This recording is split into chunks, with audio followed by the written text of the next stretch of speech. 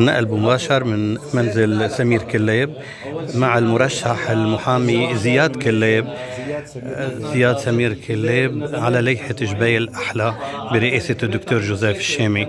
نقل مباشر مجلة العالمية. والثقة والمسؤولية كثير كبيرة، ثقة الدكتور شامي وثقة النائب رياض فواق وثقة الجبيلية وثقة العائلة، هيدي أهم شيء. أنا جاهز لكل شيء، المشاريع كثيرة، جاهزين إن شاء الله نقدر ننفذ ونكون على حسن ظن الجبيلية وعائلة باتي كليب، وتتم المحاسبة بعد 6 سنين. وأهلا وسهلا فيكم، ونحن من مدرسة بنقول الحقيقة لو قد ما كانت صعبة، فأهلا وسهلا فيكم، وإن شاء الله نحتفل سوا. أهلا وسهلا. منتابع مع كلمة رئيس اللائحة دكتور جوزيف الشامي. كلمة الدكتور الشامي من منزل زياد سمير كليب بالعربي يا ابو.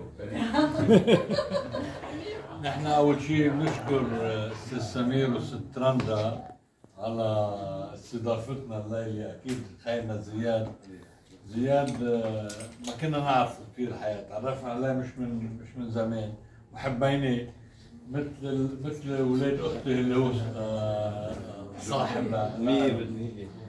فبقى نحن عندنا مهمة كبيرة أكيد، المهمة إنه نقدر نشتغل كلنا على فرد قلب للمدينة، لأن ما حدا منا عنده مصالح شخصية، ما حدا منا جاي مشان جاي، كلنا جايين نشتغل. المدينة بدها شغل، مرقنا بمرحلة صعبة من كل النواحي، اقتصاديا خصوصا اقتصاديا رجعت لورا المدينة. فبقى نحن واجبتنا انه نرجع نقلع بالمدينة، وخصوصا بظل عهد جديد في شوية امل زيادة، ان شاء الله انه نرجع بنقلع كلنا سوا نحن وياكم.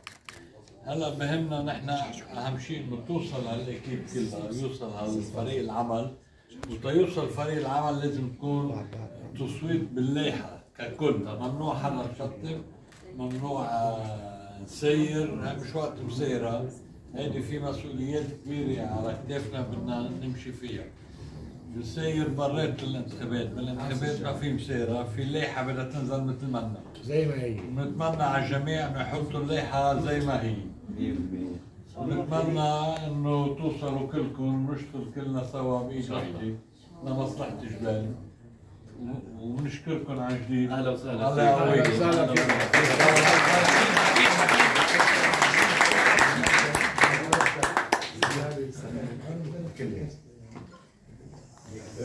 كنا بنقل مباشر عبر المجلة العالمية من منزل سمير كليب بعمشيت مع المرشح المحامي زياد كليب، المرشح على لائحة جبيل الأحلى برئاسة الدكتور جوزيف الشامي.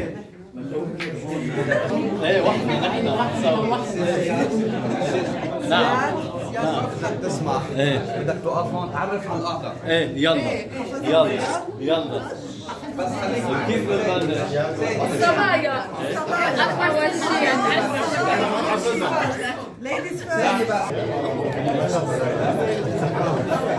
تعريف عن اللائحة. جورج غناطيوس بيعرف عن لائحة علي صوتك جبيل أحلى.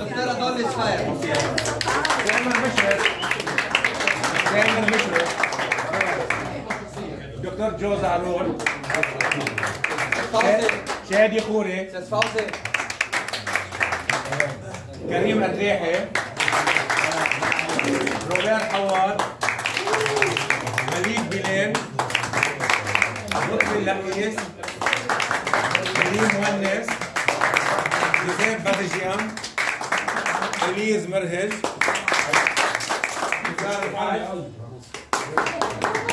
جوليان صغير، زاهر أبو حسن، دكتور شيخ